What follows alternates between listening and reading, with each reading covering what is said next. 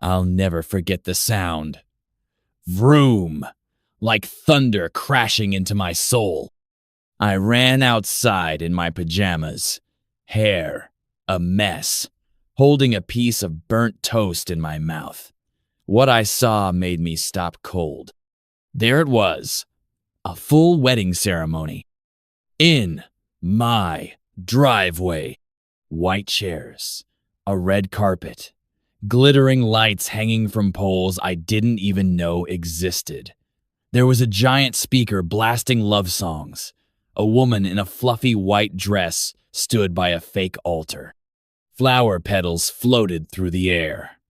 People in shiny clothes were everywhere, some sitting, others holding up phones. A big white banner flapped in the wind above my garage door. It read, "Congratulations, Lily Marcus, love always wins wind." And in the middle of it all stood Karen. Yes, HOA Karen, my next-door neighbor. And when she saw Mammoth open, standing on my own property like a stranger, she had the audacity to wave like we were at a barbecue. "Oh, hi, sweetie. Could you move your car out of the driveway before the cake gets here? The truck's arriving any minute." What? I was about to shout, scream, maybe faint, but I didn't. Not yet, because just then, something inside me snapped. If Karen wanted a wedding in my driveway, I was going to give her the show of her life. So I rented a monster truck. End of hook. Now, let's rewind. 3 days earlier. The warning. My name is Mia, and I'm just a quiet woman trying to live in peace in a tiny neighborhood where every lawn looks the same and every driveway has just enough room for one car and maybe a tricycle. Next door lives Karen, real name Hoa, but everyone calls her Karen because she acts like one. You know the type. Always complaining about your grass, calling the HOA when your trash can is out 2 minutes early, and somehow always in your business. She's been a problem since the day I moved in. Once, I painted my fence a lovely teal color. She came over with her phone, yelling about neighborhood uniformity. Another time, she borrowed my ladder and returned it with gum stuck to every rung. But this? What happened next? This was war. 3 days before the wedding, I heard hammering outside. I peeked through my blinds and saw some men in yellow vests setting up wooden poles next to my driveway. Curious, I stepped outside and said, "Hey, what's going on?" One of the guys looked up and said, "We're setting up for the wedding." I blinked. "What wedding?" Before he could answer, Karen popped out from her garage, all smiles and sunglasses. "Oh, Mia, hi there," she said. "Don't mind them. My daughter's getting married this weekend. Super exciting. We're just using a bit of your driveway. Hope that's okay." "No, it's not okay," I said flatly. "That's my driveway." She laughed like I told the world's funniest joke. "Well, we're neighbors, right? Sharing is caring. Besides, you barely use it. I park there every day." She waved her hand. "Just for one day, you'll survive." I was stunned, shocked, angry. But Karen was already gone, talking to the decorator. That night, I stewed in my living room, looking up HOA rules and local laws. But Karen was sneaky. She'd somehow gotten temporary permission for a residential event, but nowhere in her application did she mention using someone else's property. Still, I knew how it would go if I complained. Karen had friends on the board. She always got her way. Until now. The next day, the setup. They brought in more things. Tables, tents, a giant cake with edible flowers, a white archway that scratched my garage wall as they tried to fit it under the eaves. They even hung white ribbons over my mailbox, like I was part of the bridal party. My dog, Pepper, wouldn't stop barking at all the noise. I tried to talk to Karen again, but she brushed me off with, "We're almost done. Don't be a party pooper." That was the moment I decided, no more Miss Nice Neighbor. I got out my phone and called an old friend from high school, Jonas. He owns a custom vehicle rental company for movies. I asked him one question. "You got anything big, loud, and legal?" He chuckled. "How do you feel about monster trucks?" The morning of the wedding day. By 6 a.m., the street was packed. Guests in shiny suits and high heels walked around with little fans. Caterers in black uniforms carried trays of tiny sandwiches. Someone rolled in a champagne tower taller than me. And Karen? She was glowing, walking around with a headset, directing people like it was a movie shoot. I waited until exactly 10 a.m. That's when the beast arrived. The monster truck was gigantic, bright orange, covered in decals. The wheels were as tall as a grown man. Its name painted in silver letters across the hood was The Crippler. It roared down the street like a lion hunting prey. Guests turned to look. Some screamed. Others gasped. And Karen? Karen dropped her champagne glass. The driver rolled down the window and yelled, "Where do I park this bad boy?" I smiled sweetly and pointed at my driveway. "Right there," I said. "Let's make some noise." The cake hit the pavement like a sack of wet laundry. 3 tiers of frosting, fondant, and fake gold leaves scattered across the driveway. A plastic bride and groom topper spun through the air and landed at Karen's feet with a sad little clink. Gasps, screams. Someone dropped their phone. A lady in a pink hat cried, "The cake! Save the cake!" But it was too late. The crippler had done its job. Karen stood frozen for 1 second. Just one. Then, like a volcano erupted. The blow-up. You evil petty witch!" she screamed, stomping toward me in her kitten heels, nearly tripping on her own daughter's veil. I crossed my arms calmly. That's rich, coming from someone who threw a wedding on someone else's property. Karen jabbed a finger at the monster truck. "You brought that. You destroyed everything. Do you know how much that cake cost?" I smiled. "I'm guessing more than a monthly mortgage. But again, wrong driveway." That only made her angrier. Her eyes bulged, her hair frizzed, her nose flared so wide I could see her soul. People were filming now.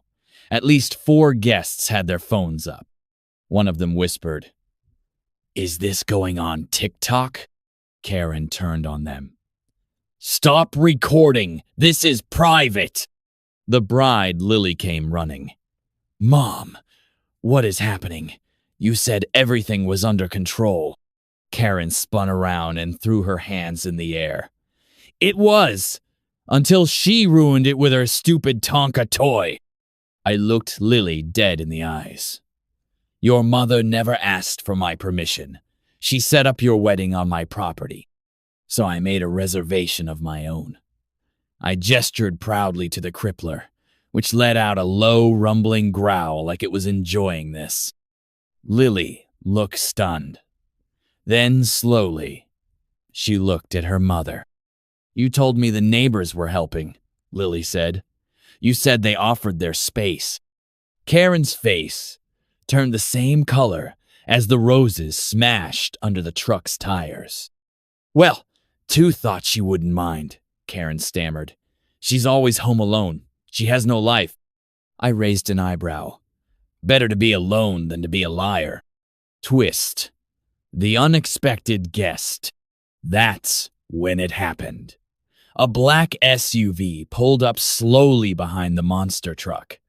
It wasn't part of the wedding, I could tell. Everyone turned to look. The door opened, and out stepped a tall, silver-haired man in a navy blue suit.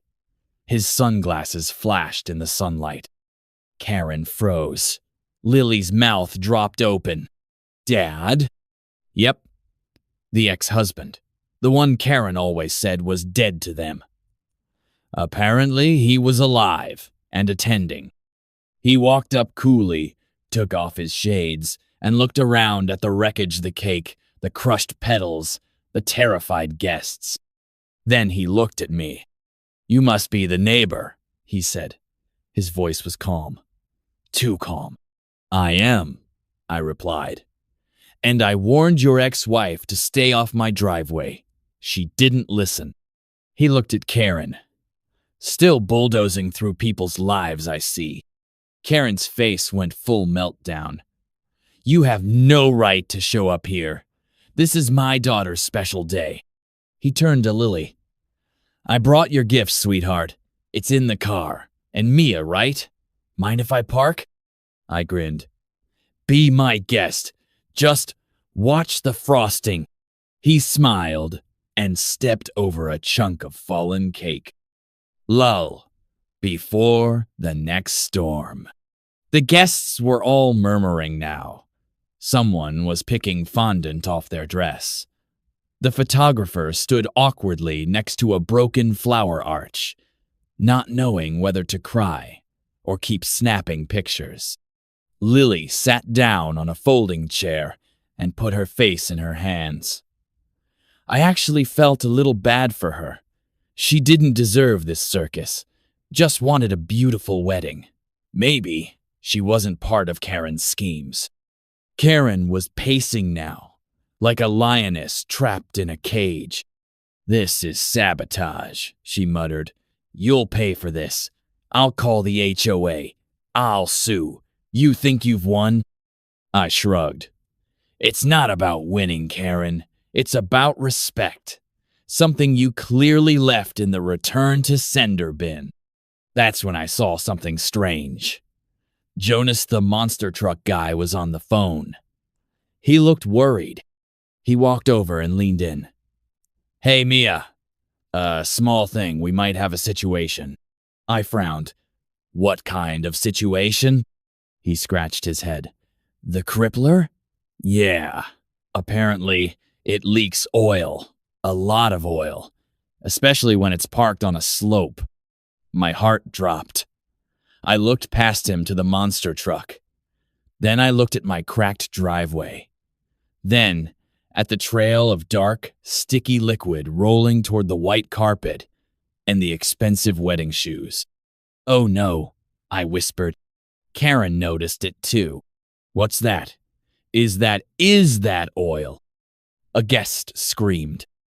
The oil was running downhill, straight toward the rented stage area and the electrical cords powering the speakers and lights.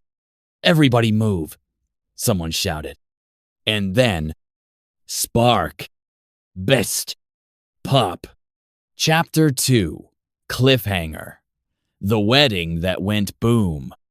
Suddenly, one of the lights exploded. A loud pop echoed through the street. Smoke curled into the air. The speaker system fizzled and made a horrible sound before going silent.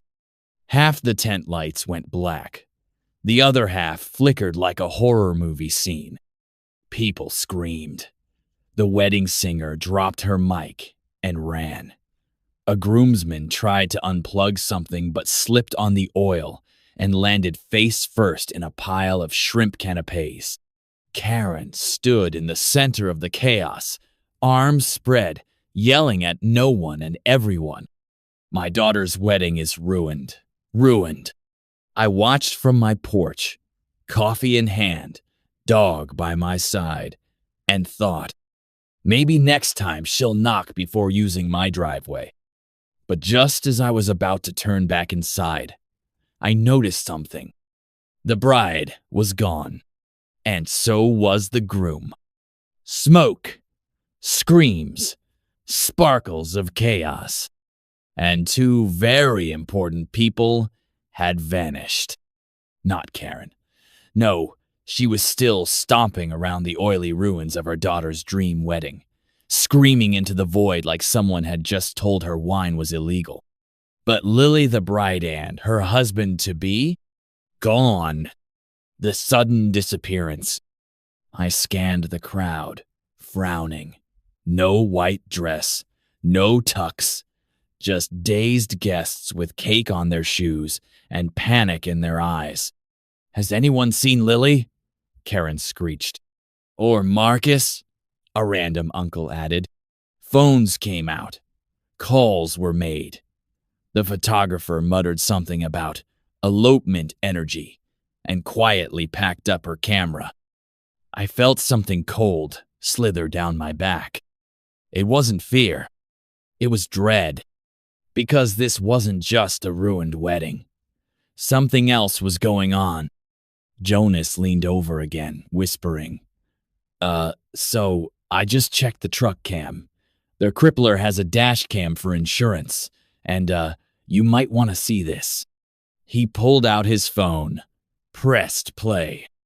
The screen showed the monster truck, parked calmly. Thentwo tiny figures sneaking around the side. A girl in white. A guy in a bow tie. Laughing, holding hands. Climbing into a silver convertible parked just behind the crippler. Lily and Marcus. Driving away. Fast. Smiling. Rewind. Secrets in the shadows. Let's rewind a bit. Back to the night before the wedding. I couldn't sleep. Something was buzzing in the air knot. The kind of buzz that means excitement. The kind that means something's not right. Around 11 p.m., I saw Lily standing in the middle of the driveway, alone, in her pajamas. She didn't notice me watching from my upstairs window. She just stood there, looking at the moon. Then she pulled out her phone, dialed, spoke in a whisper. All set. We leave after the first dance. I can't do this, Marcus. Not like this. Not with her. She hung up. I remember gripping the window frame and whispering, oh, snap. Back to the chaos. Now I understood. Lily had never wanted this huge wedding. The pink roses, the choreographed dance, the oil-slick disaster zone. This was Karen's dream, not hers. The runaway bride wasn't sad. She was free. But try telling that to Karen. They were kidnapped, she shouted. Someone call the police. This is human trafficking. One of the groomsmen sighed. Karen, they ran away. Together. Willingly. They couldn't have, she snapped. Marcus was just about to read the vows I wrote for him. That made everyone go silent. Wait, you wrote his vows? A guest asked. Karen blinked.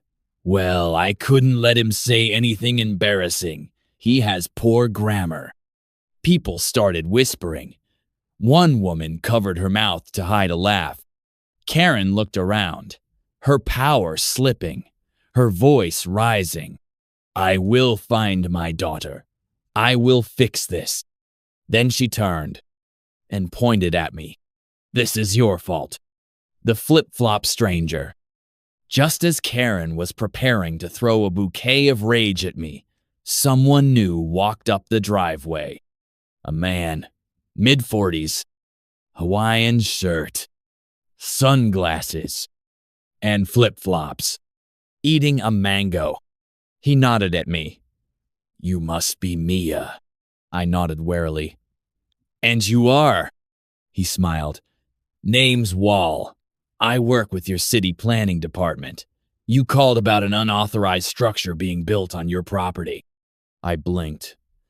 That was last week. You're just now getting here? He shrugged. Traffic.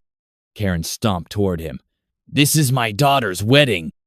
Wale took one look at the mess. The oil, the crushed cake, the broken lights. Then he pulled out a small notepad and started scribbling. Let's see. Unauthorized event, no permit, sidewalk obstruction, illegal use of private property. Karen's jaw dropped. You're writing me a citation? Whale didn't even look up. Also, environmental hazard from the generator. That'll be a separate fine. Jonas, still holding his phone, muttered, This is better than Netflix. Cliffhanger, the note in the shoe. I was about to go inside and finally enjoy the peace when something glinted in the grass. I walked over, bent down, and picked it up. A single white heel, probably Lily's. Inside was a folded napkin. I opened it, written in blue ink in a hurried hand. Thank you for ruining it. I couldn't have done this without you. Tell her to stop looking. We're not coming back. Love, L. My hands trembled. A weird feeling bubbled up in my chest. This wasn't just a wedding escape. This was a planned escape. And I had helped without even knowing it. I turned around slowly. Karen was glaring. Whale was writing. The crippler was dripping oil like a leaking dragon. But the note burned in my hand like a secret no one else knew. And I had no idea what was coming next. Mia, the narrator, discovers her pushy neighbor Karen has turned her driveway into the venue for her daughter Lily's wedding without permission. Furious, Mia retaliates by renting a monster truck called the Crippler and parking it right in the middle of the chaos. Just when things are spiraling, guests screaming, cake destroyed, oil everywhere, Lily and her groom Marcus vanish. Everyone panics. Mia secretly watches dashcam footage and realizes the couple ran away together, smiling as they sped off in a car. Karen blames Mia.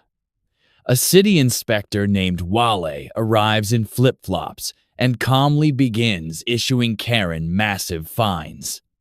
Before the dust settles, Mia finds a note from Lily in her shoe. Thank you for ruining it. I couldn't have done this without you. Tell her to stop looking. We're not coming back.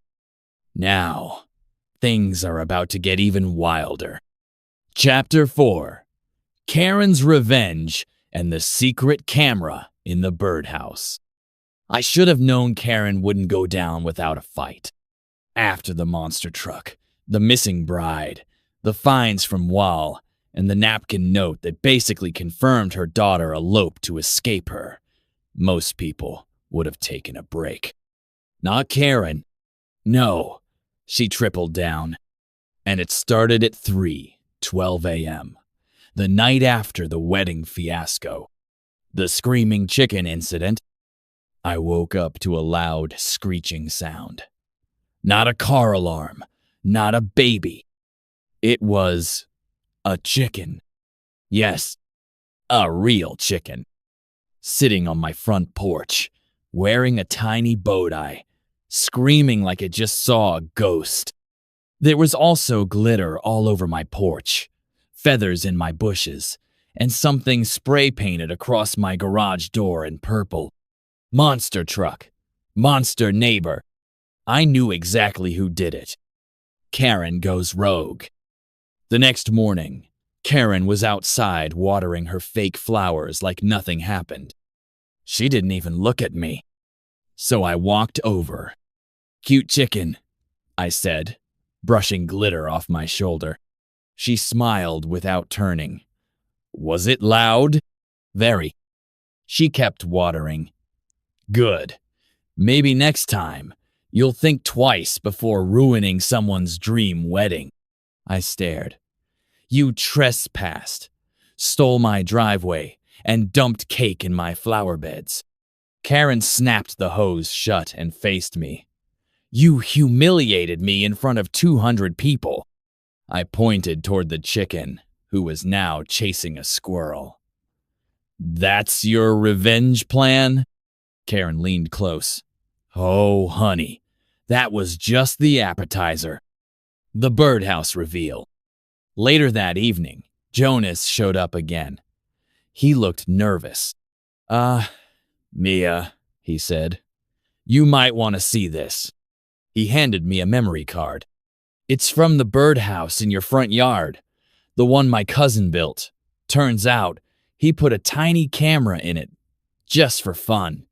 It's been recording for weeks. I blinked. Are you saying? Jonas nodded.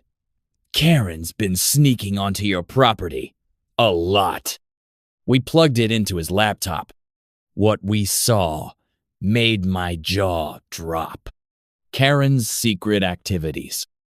The footage showed Karen sneaking into my yard at midnight to measure the width of my driveway, pouring weed killer near my tomatoes, whispering to herself while pacing in circles around my mailbox, practicing wedding speeches alone, wearing a tiara, and clapping for herself. But then on the night before the wedding, we saw her do something else. She was on the phone, whispering angrily. She's going to ruin everything. She always does. She has to pay. I don't care how. Jonas and I exchanged a look. Who was she talking about? He asked. I think me. But that wasn't the worst part. The envelope under my doormat.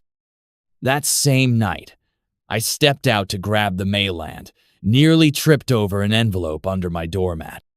Inside was a photo. Blurry, but clear enough. It showed me, standing by the crippler. Karen had taken it and drawn horns on my head in red marker. Below it, in cut-out magazine letters like a creepy ransom note, were the words, "The crippler won't save you next time." I laughed, but it wasn't a funny laugh. More like someone just threatened my life with a glitter chicken kind of laugh.